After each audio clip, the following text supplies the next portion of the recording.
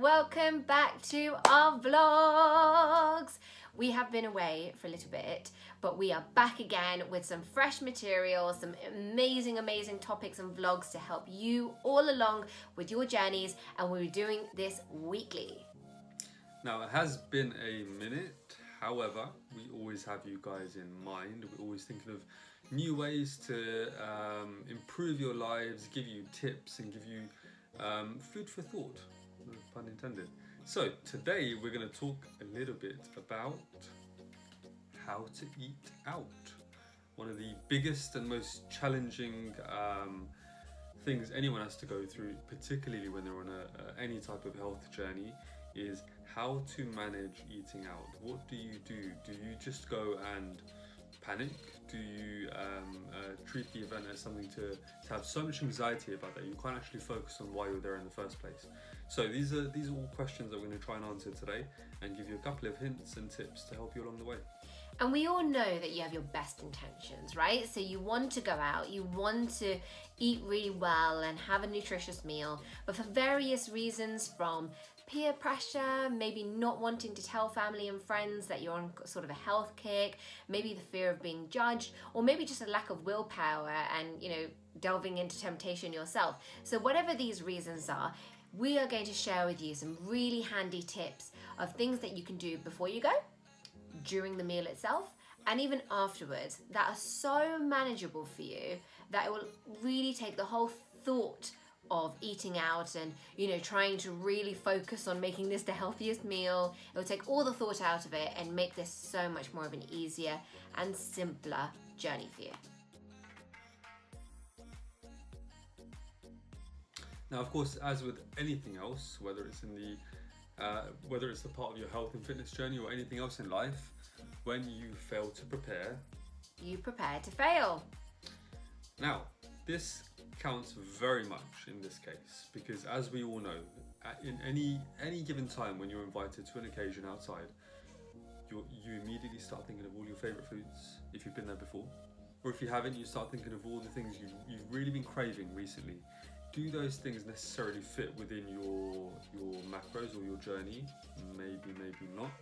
However, unless you start thinking about it and actually giving it some active thought, you're never actually going to approach the problem in the correct way until it's too late, and then you're actually at the restaurant and making the wrong choices. So start thinking very early on.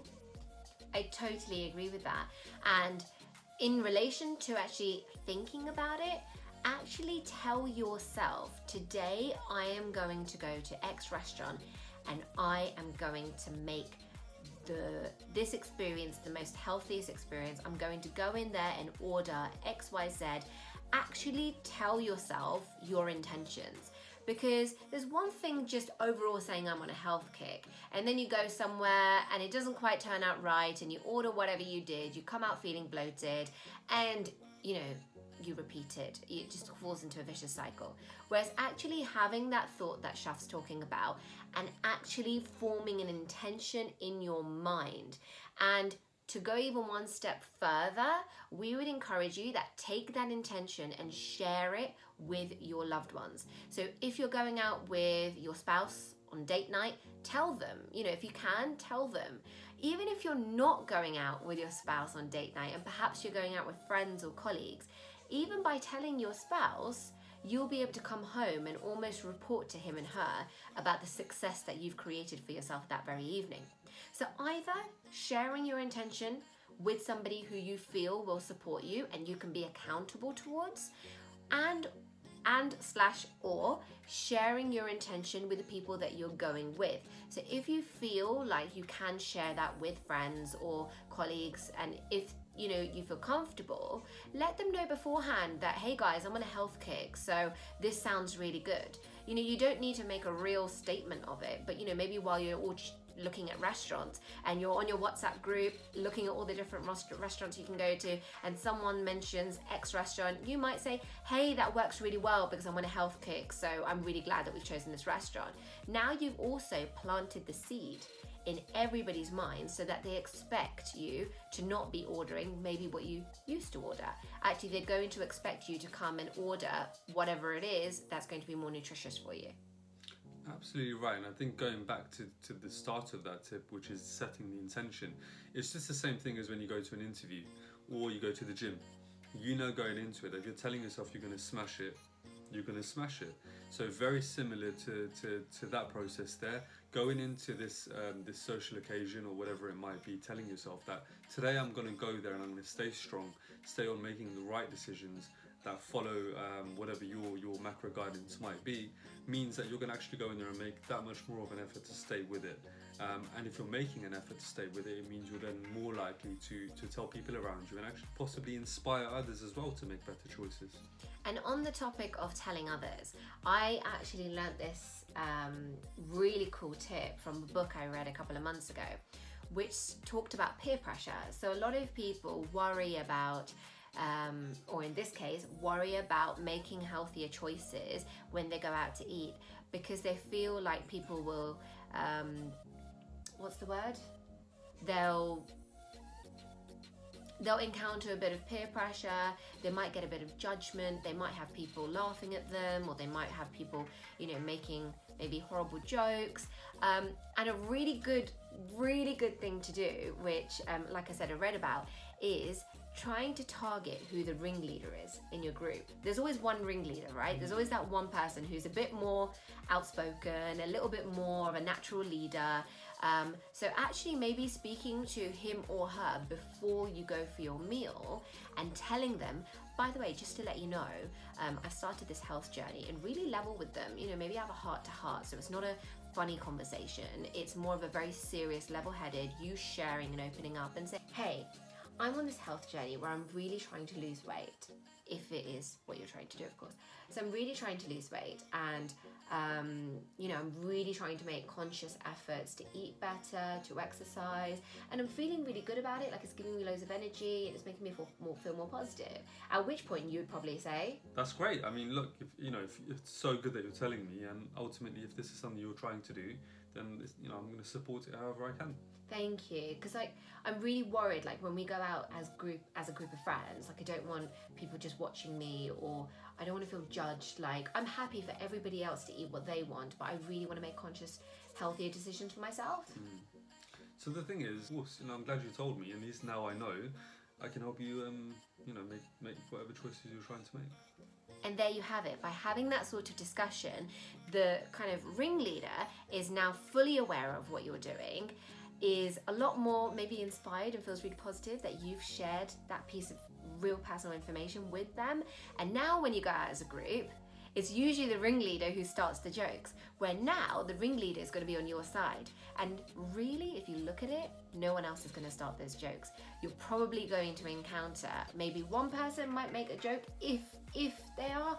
Otherwise, if the ringleader is saying, that food looks really good, well done, it looks like you're doing really well in your health journey, usually they're the one who, usually it's a ringleader who inspires the behavior from everybody else. So chances are, if the ringleader is being so positive, everybody else is also going to go, yeah, that looks really, really good, well done. So a really good tip is, guys, share your journey with your friends, but especially perhaps with the person who is that sort of ringleader of the group. Now the thing is, you might be that ringleader, in which case you're thinking, well, now who do I tell? But then you're in a great position, because it means you can inspire your group. Yeah. So if you can go into that conversation saying, guys, guess what? I've started this new journey. It's going really well for me. This is what I'm doing. The people around you are going to be that much more inspired to go, do you know what? Yeah. Give that a go, right? So that's a really, really, forget that last bit. Yeah. The other thing I was going to say was, now, of course, we're talking about this being a small friends gathering, group gathering, right? So you know who the ringleader is, or the leader of the circle. But then you're going to meet, Shaf, I'm going to a massive work event. Do you want me to go to the CEO of my company and tell him I'm on a health kick? Because that's the ringleader. No, that's not what we're saying. We're talking just about small circles, small friends, close loved ones. We'll give you more tips as this video goes on about how to deal with other social events. But this is a great tip, I think. Absolutely, yeah, totally. So now, on the topic of preparation, a really good thing you can go and do beforehand is look up the menu of the restaurant that you're going to.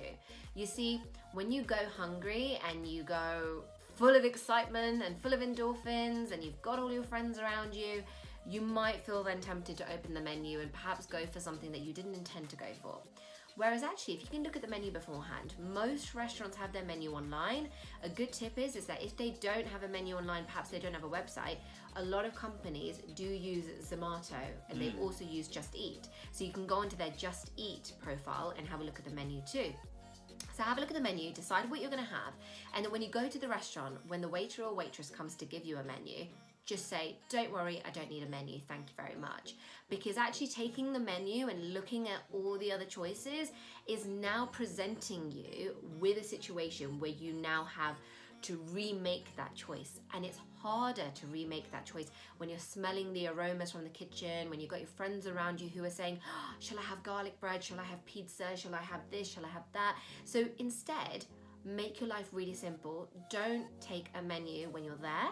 Instead, decide what you're going to order from home. And then as soon as you're kind of everybody's ready to order what you intended to have. I think that's a great tip, because at the end of the day, if you go into it knowing exactly what you're going to have, just like you do when you go grocery shopping. If you went to a grocery shopping trip and you did not have a list, there's a high chance you'd probably spend over and above what you wanted and come out feeling a little bit disappointed. Whereas going into this knowing full well what you're going to have means you're going to go in there and make that choice without being tempted to do something else. Last but not least, when we talk about things that you can do before you go to the restaurant, is ensuring that you are not going ravenously hungry. So the other day, I was talking to a lady who had just completed a weight loss program from another company. She was sharing some of her pain points with me, and one of those pain points were that when she wanted to go out for a meal, she was told to fast the entire day and then have one meal. Now, if you are thinking about things from a purely calorie deficit point of view, then fine, that makes sense. But if you think about the way your body works, well, you are exerting energy all day. So you require nutrients and calories all day. Unless you're fasting for health reasons or religious reasons, which is perfectly fine. But, I'm talking purely how to manage when you go out. You don't need to fast all day. And actually what can end up happening is that you end up going to this restaurant and feeling ravenously hungry. You're starving. Your stomach acids are through the roof. And all you want to do is order everything in sight. That's actually disturbing your psychological relationship with food. Instead of you saying, actually, I can have food throughout the day, but I'll make really good choices. Instead, you're saying, I need to starve myself and then I can eat everything. And that's not how we want you to manage your mindset. Instead, focus on eating nutritiously and healthily throughout the day, and then topping that off by making a really healthy and nutritious choice when you get to the restaurant. But definitely going to a restaurant hungry is not a good option. So we often recommend our clients to have perhaps a yogurt, a really thick Greek yogurt, for example, with some fruit before they go out, because that means when you're sitting on that table at that restaurant, you're not going to be like, food. Instead, you're going to welcome the food in a really healthy way. You'll eat slowly, you'll eat gradually, you'll be happy to eat, you'll be speaking to your friends and so on and so forth. You won't sort of have those, what are they called? When your eyes are like super open because you're like, food. You know what I mean. We know what you mean. But just in addition to that, do you remember most of the time when it's a social occasion, you're going to actually get there and have a chit chat with your friends first anyway. That sometimes can take half hour, 45 minutes before you've even ordered the food, and then the food takes a lot longer to come out. In that time, you've become so ravenous because you've not eaten the whole day that you will more than likely overeat on starters or order the wrong things that actually maybe you wouldn't have had otherwise. So we're now in the restaurant. We've done all of our prep stuff. We're now in the restaurant. What do we do? There's a high chance that there's going to be some delicious looking bread baskets put on your table, right? Because it's the first and foremost best trick any restaurant can use to get you to buy more on their menu, right? So they put a lovely looking bread basket down on your table with some butter and some oil or whatever else it might be, and now you're tempted. You're thinking, well, we're going to be another half hour, 45 minutes before starters come out. It's all right, I'll have a little bit of this and a little bit of that, and then before you know it, the basket is empty. So how do you deal with this? Ultimately, you can't stop everyone else eating it on the table. And there's a high chance that if you try to do that, you won't have any friends left. So what you want to do really is just pick it up and move it away from your space. And that's sorry. It sounds really, really simple and really kind of a bit too basic, but it sometimes is that simple and basic. Out of sight, out of mind. And that's any appetizers. So whether it's olives on your olives in the middle, papa and chutney on the table, whatever it is, wherever you go, there's always going to be appetizers. Just move it away. It's extra calories that you haven't chosen to have, you haven't decided to have, you haven't intended to have. So just move it to the other side. And instead, techniques that work really well is talking. Again, really basic, but instead of using your mouth to eat, use your mouth to talk. If your mind is busy talking about whatever points it is that you guys are talking about, there's a very high chance you're not going to be thinking about food or what's to come next or the bread basket that's in front of you. You're going to be really invested in your conversation. But if you are a group of friends that are all on a kind of similar journey, so maybe you're all trying to make a healthy, conscious decision that very evening, then maybe even before the waiter or waitress brings out the appetizers or the bread basket in this situation, just tell them, no thank you, we don't actually want them. So before they even put it on the table, before your eyes have even feasted on it, ask them, by the way, we don't want a bread basket. If you've been to that restaurant, you know that's what they do. Or if they're bringing it, just say, oh, by the way, no thank you, and they'll take it back. Again, if it's not on the table, you can't have it. And actually, that leads me on to another really, really important point, which is think about why you're there. If you're that invested in the conversation, it means you're enjoying their company. You're enjoying the company of your friends, which is probably the reason why you decided to go out in the first place. Yeah.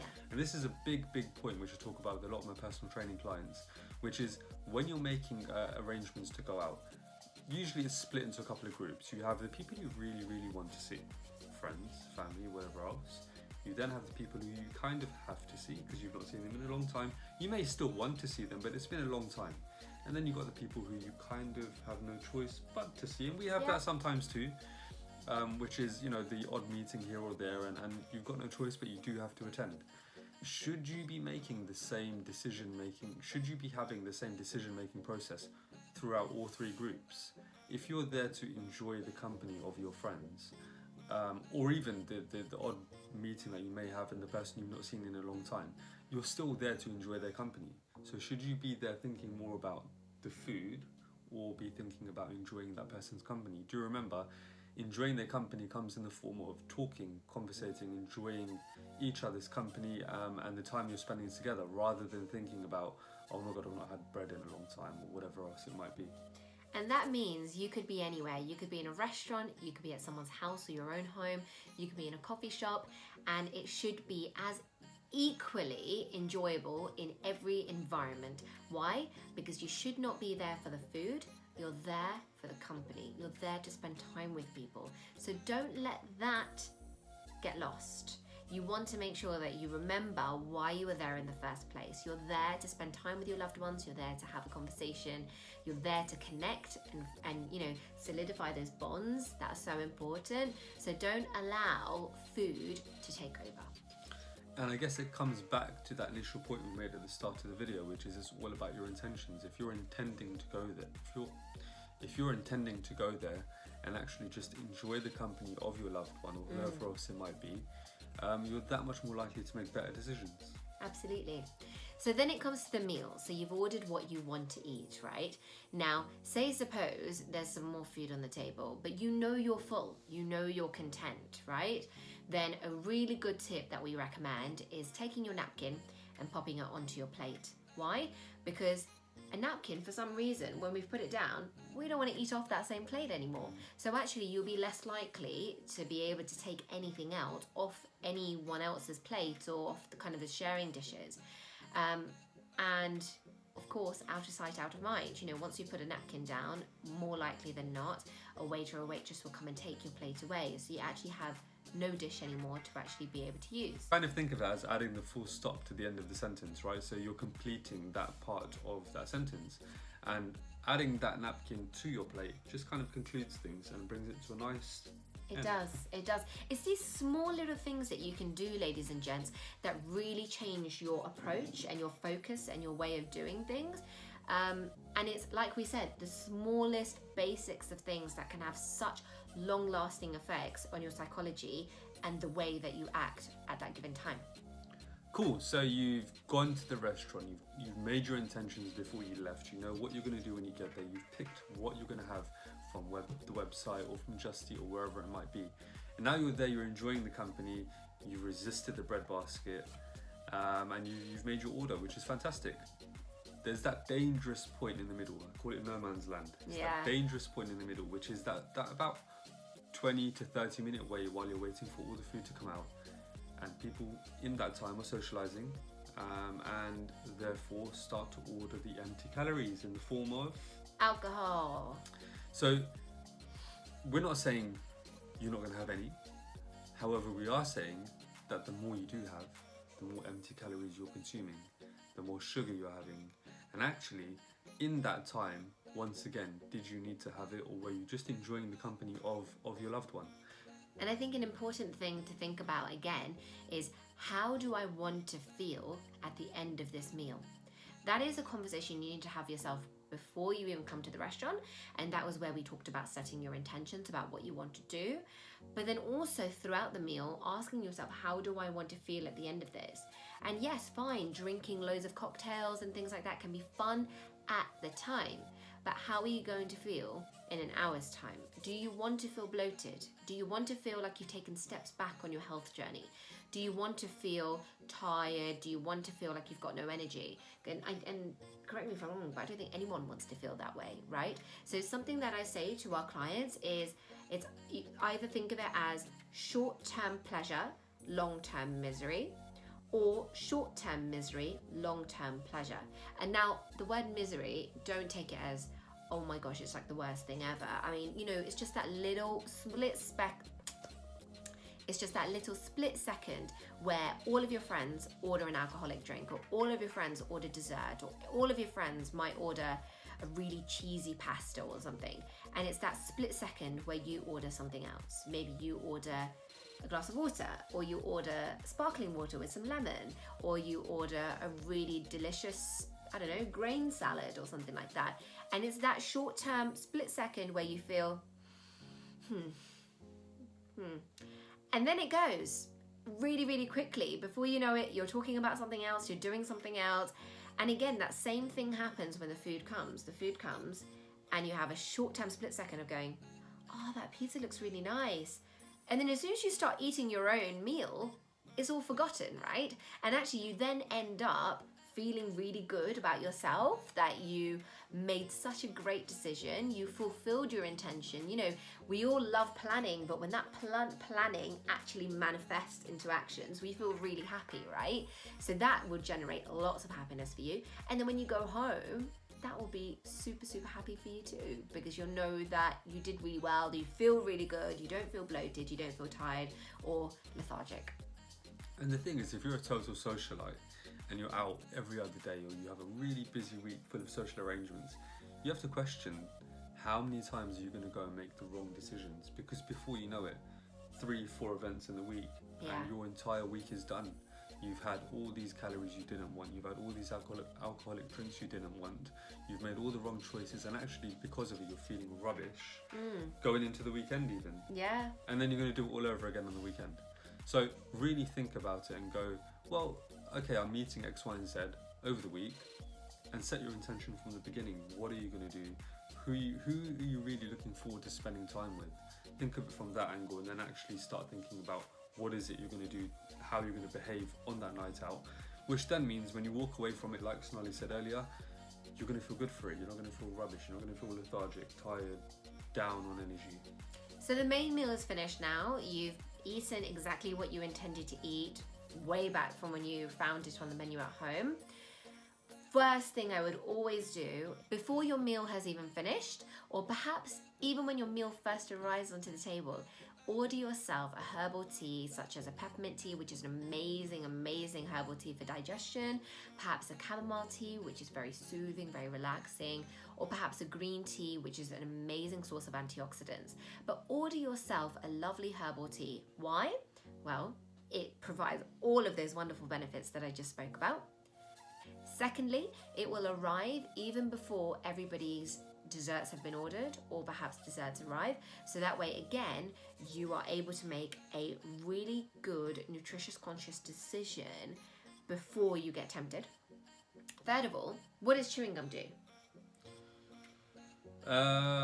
Keeps your mouth nice and fresh. Keeps your mouth busy. I feel like this is a school quiz. But exactly what chewing gum does is exactly what mint tea can do for you. It changes the taste in your mouth. So if you've gone for an Indian meal, for example, you've got strong tastes of masala and garlic and ginger and chilies and all these things in your mouth, and that can actually be so tempting for you to order a really cool ice cream or order more food. Whereas actually, as soon as you have a mint tea, immediately all of those tastes change in your mouth, and you no longer want the extra starters, the extra meals, or you may not even want the dessert. And the third benefit of having a herbal tea is that it's hot. So as you drink it, it takes a very long time, and by which point everybody's finished their dessert. So it's not something that happens quickly and then you're still watching everyone having their dessert. You know, it takes a lot of time, and amidst talking and things like that, it should take you a while before you consume it. Now, I've sensed your thought already. You're thinking, well, she said it's hot, so I can get a coffee too. Well. A coffee doesn't have all of those wonderful benefits that we just talked about, and it is a diuretic as well. We're not saying never have a coffee, but try and think about moderation, and also understand that coffee is caffeinated. Most people go for their meals out over dinner, so this can potentially be something that could impact your sleep. So thinking long term to ensure that you're not impacting yourself when you go home. Last but not least, my favorite thing about herbal teas is that because it's in your hands, it keeps your hands busy. So you're now not picking on foods. You're not, taking a spoon of somebody else's dessert. Your hands are kept busy. They're around the cup.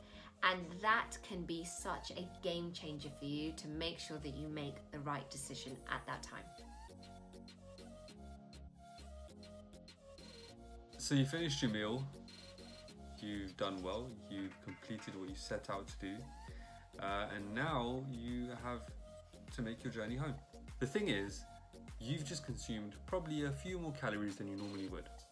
And a great way to burn those energy calories is to actually think about possibly going for a walk. Now, if you drive home, fair enough, but then get your car home, then go for a quick walk around the block. Just get a bit of movement into your evening.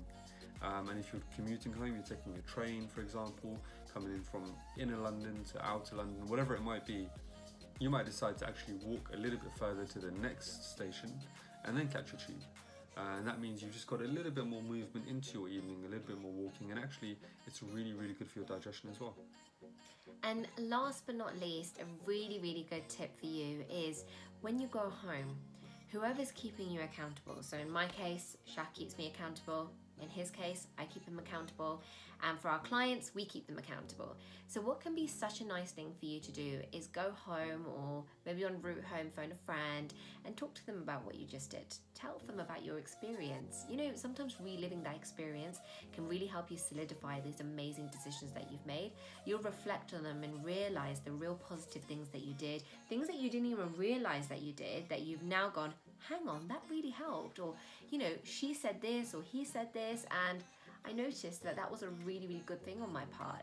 And you can also reflect on how you feel at the time. Often we move so fast that we don't actually check in with ourselves. Whereas often when I go out to eat, I'll ring Shaf and be like, actually, I don't feel bloated. This is really good. Or actually, I feel really energized, or I feel like this, or I feel like that. And we wouldn't do this necessarily with ourselves. So sometimes it's really nice to speak to the person who's either keeping you accountable, or like I said, a friend or a spouse. Just really reliving that experience and talking about what you did that day. Sharing your achievements is a wonderful thing. Recognizing your positives. There are enough people in the world telling us all the bad things that we've done and all the ways that we need to improve. Whereas actually recognizing what you did well And that positive reinforcement will make you feel so good that you repeat these decisions again and again and again. And just like a project at work, if you reflect, you know what's gone right, what's gone wrong, which means the next time you go to another social event, you can actually try and work on what you found challenging last time. Absolutely. And if you are on the receiving end of a friend or a spouse who has gone out to eat and perhaps they've done really, really well, give them some encouragement, recognize their achievements. You know, at school we used to get stickers and little red ticks and things like that. And it's all of a sudden it feels like we've grown up and forgotten the reason why we need to recognize one's success. These things might seem so small to some, but it's so huge to others.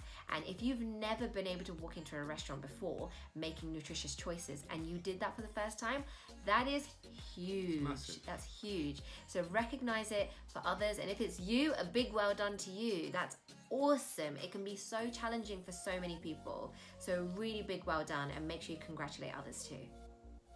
So hopefully this kind of helped you a little bit thinking about what you're going to do on your next night out. But if you have any tips or any hints that you can share with us that we can then share with the rest of our viewers, please do feel free to comment below. Subscribe to our channel, like, share, show us some support. We really hope this content has helped whoever's watching it, and please feel free to let others know. Absolutely, and make sure you follow our socials. We've popped them just over here. So let us know if there's anything else that you want us to talk about in these vlogs. We can't wait to help you. Bye. Say bye. Bye.